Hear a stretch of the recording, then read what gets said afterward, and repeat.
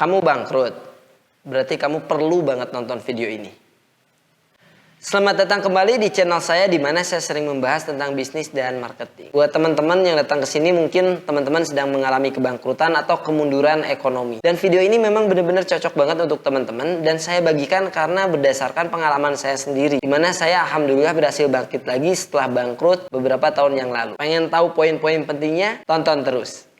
Hal yang pertama yang perlu kita lakukan ketika bangkrut adalah jujur pada diri sendiri dan akui bahwa kita sekarang sedang bangkrut. Kenapa? Karena dengan mengakui keadaan tersebut membuat kita akan merubah sikap dan pola pikir kita. Misalnya dulunya kita seorang yang sukses, punya apa gitu, hal ini itu. Mengakui bahwa kita sedang bangkrut, maka pola pikir kita akan berubah. Dan kita akan lebih siap untuk menghadapi kejutan-kejutan di depan. Poin pertama yang perlu dilakukan adalah akui diri teman-teman ini bangkrut. Baru kita akan berpikir langkah selanjutnya.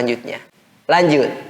Langkah selanjutnya lagi yang waktu itu saya lakukan adalah saya rehat dulu selama 2 atau 3 hari. Betul-betul saya rehat dan merenung. Saya cari tempat yang sepi dan kemudian saya bawa kertas. Kemudian saya tulis. Saya sudah mengakui bahwa saya bangkrut. Apa yang perlu saya lakukan? Berarti ketika bangkrut, pertama yang perlu diperhitungkan adalah apakah saya punya utang? Utang usaha maksudnya. Apakah saya punya utang usaha yang perlu dibayar cepat-cepat? Dan kira-kiranya solusinya apa? Yang kedua, apakah saya punya cicilan tiap bulan yang perlu dipenuhi? Yang wajib perlu saya penuhi? Misalnya mungkin cicilan mobil, motor, lain sebagainya. Dan yang ketiga, saya definisikan untuk keperluan sehari-hari. Berapa biaya kira-kira untuk keperluan sehari-hari yang perlu saya sediakan? Setelah saya berpikir seperti itu, saya analisa, baru saya bisa melangkah ke langkah selanjutnya.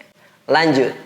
Langkah selanjutnya setelah teman-teman itu menulis dan mendefinisikan apa yang perlu kita perbaiki, apa yang perlu kita penuhi seperti utang dan lain sebagainya, maka yang penting adalah kita mencari bantuan sebanyak-banyaknya. Nah ini adalah ketika teman-teman mulai yang biasanya harga dirinya mungkin terlalu tinggi, nggak mau bantuan. Ini adalah kondisi yang berbeda teman-teman. Di sini kita jangan malu, jangan ragu. Minta bantuan kepada orang-orang yang kita kenal. Apakah itu saudara, apakah itu orang tua, apabila kita perlu bantuan. Ceritakan saja keadaannya kepada mereka. Siapa tahu ada orang yang bisa membantu. Lanjut.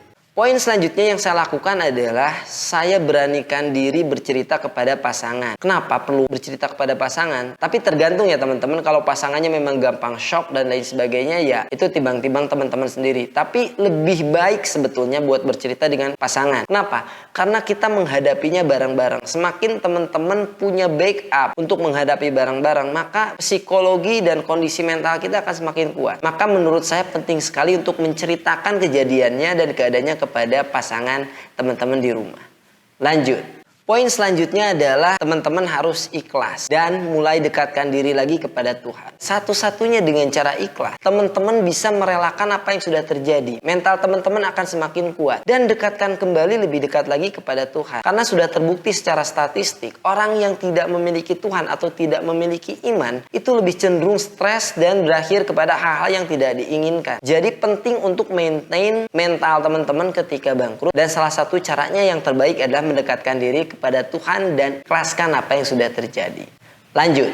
Langkah selanjutnya cukup ekstrim adalah lakukan apapun yang perlu Anda lakukan. Meskipun Anda tidak terbiasa, meskipun terdengarnya aneh, meskipun tidak lazim, lakukan saja. Apabila menurut teman-teman ini bisa dilakukan. Contohnya misalnya, teman-teman biasanya naik mobil mewah, turun aja ke mobil biasa. Dari mobil biasa, oke, naik angkot. Kalau nggak bisa naik angkot, jalan kaki. Di rumah nggak ada pembantu sekarang, cuci sendiri. Jangan mengeluh. Lakukan apa yang perlu teman-teman lakukan. Termasuk untuk membereskan utang teman-teman. Apapun itu lakukan selama tidak melanggar hukum teman-teman. Jadi nggak ada batasan.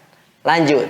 Poin selanjutnya teman-teman perlu membuka diri dan bergabung dengan kelompok-kelompok bisnis lainnya. Atau teman-teman bisnis. Dan intinya adalah jangan minder. Teman-teman perlu tahu bahwa pengusaha itu udah terbiasa lah. Itu udah pasangannya untung dan rugi itu udah berpasangan. Rugi atau bangkrut pun sama. Itu adalah resiko menjadi pengusaha. Intinya adalah ketika teman-teman bergabung dengan yang lain, maka mungkin ada peluang-peluang baru. Ada pikiran-pikiran baru. Ada ide-ide baru teman-teman. Pastikan teman-teman membuka diri. Jangan mengurung diri di rumah sendirian saja. Lanjut. Oke, poin yang terakhir dan yang paling penting dari semuanya adalah bangkit. Kembali bangkit di atas kaki sendiri teman-teman. Jadilah orang pemenang bukan pecundang. Rugi itu biasa. Bangkit, bangkit, dan bangkit. Hanya orang yang pecundang yang tidak bangkit. Apabila teman-teman bangkrut sekarang, oke, siapa tahu next time kita jadi sukses. Intinya kita memiliki banyak pengalaman sehingga menjadi lebih matang. Tetapi apabila pengalaman ini teman-teman buang dan tidak bangkit, berarti seluruh pengalaman itu menjadi sia-sia. Padahal teman-teman berpeluang menjadi lebih sukses lagi di masa depan. Oleh sebab itu, bangkit, bangkit, dan bangkit. Oke, itu adalah hal-hal yang teman-teman perlu kerjakan atau lakukan ketika teman-teman mengalami bangkrut. Buat teman-teman yang memiliki pertanyaan atau unek-unek mau bertanya, silahkan tulis di kolom komentar. Di video selanjutnya saya mau bahas tentang kenapa teman-teman perlu mengalami kegagalan. Penasaran kenapa sebabnya? Oleh sebab itu teman-teman perlu mensubscribe channel ini sehingga nanti apabila videonya keluar, saya akan jawab kenapa teman-teman perlu mengalami kegagalan. Sampai bertemu di video selanjutnya. Salam sukses.